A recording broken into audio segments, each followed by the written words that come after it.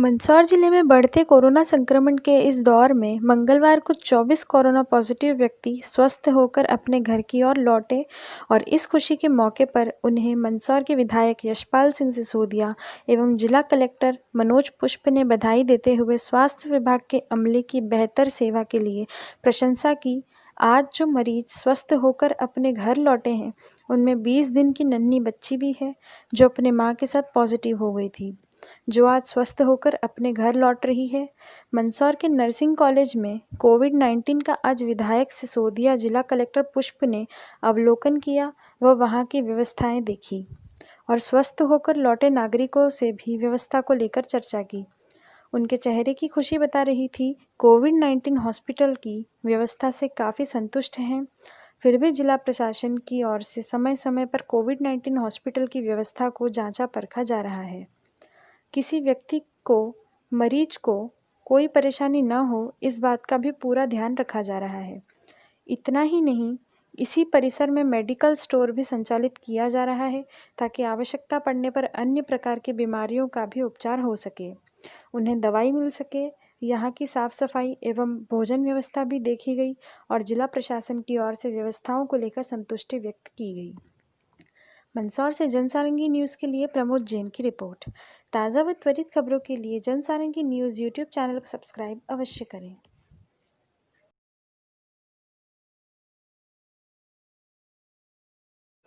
देखिए, नकारात्मक और सकारात्मक ये दो पहलू हमेशा ज़िंदगी में चलेंगे, चलते रहेंगे। अगर एक तरफ ये वातावरण है कि मंदसौर, मध्य प्रदेश और देश भर में कोरोना के मरीज पॉजिटिव के रूप में आ रहे हैं, संख्याएं बढ़ रही है,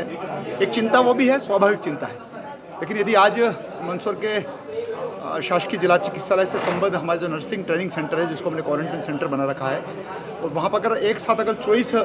मरीजों की छुट्टी होती है और वो प्रसन्नता के इस क्षणों में मुझे भी आने का अवसर मिलता है और कलेक्टर मनोज पुष्प को जो आने का अवसर मिलता है, तो लगता है कि जो सेवाएं स्वास्थ्य अमले ने दी है राज्य शासन के और भारत सरकार के गाइडलाइन के अंतर्गत, दिशा निर्देश के अंतर्गत, मैं वास्तव में देख रहा हूँ, उन चेहरों को पढ़ रहा हूँ कि जिन्होंने सेवाएं दी है उनके भी और जिन्होंने सेवाएं प्राप्त की उनकी भी, दोनों के चेहरों पर खुशी है। और चिकित्सकों और जो स्टाफ के लोग होते हैं, विशेष करके जीएनएम और एएनएम, उनको तब प्रसन्नता होती है कि जब उनका पेशेंट अच्छा ठीक होकर के जब घर की तरफ जाता है, सुखी खुशी जाता है, तो उसके मन में और अधिक भावनाएं उनकी सेवाएं और उनके जो अनुभव को लेकर के आती है, उसको और आगे बढ़ने का अवसर मिलता है। जिस प्रकार से एक शिक्षक को अपने विद्यार्थी को पास होते और मेरिट में आते देखते प्रसन्नता होती है, उसी प्रकार से अस्पतालों में यदि किसी मरीज का, वो भी ऐसे संक्रमण दौर में, अगर वो ठीक होकर के जाता है तो तालियों की न केवल गड़गड़ाहट हमको सुनाई दी, बल्कि चाक चौबंद जो व्यवस्था की गई थी जिला प्रशासन और स्वास्थ्य प्रशासन के तत्वाधान में। और मैं इस बात को लेकर के भी बधाई देना चाहता हूँ कि संपूर्ण व्यवस्था एक साथ करना ऐसी महामारी के समय में बहुत टेढ़ा काम होता है। अगर घर में 5-10 मेहमान आ जाते हैं तो हम ऊंचे नीचे हो जाते हैं, लेकिन इतने संख्या में मरीजों को आना और मरीजों का फिर यहाँ पर रोकना, उनको फिर ठीक होना, और ये जो नर्सिंग ट्रेनिंग सेंटर हमने जीएनएम सेंटर बनाया था उसकी सदुपयोगिता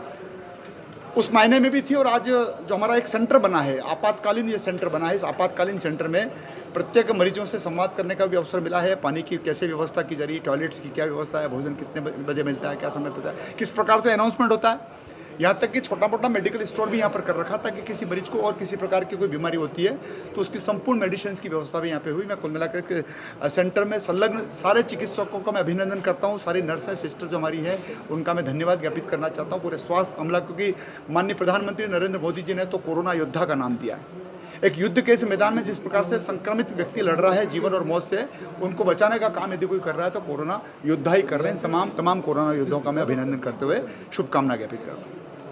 आज यहाँ की व्यवस्थाओं को लेकर आपने निरीक्षण किया, क्या किस तरह से व्यवस्थाएं मिली? क्या आज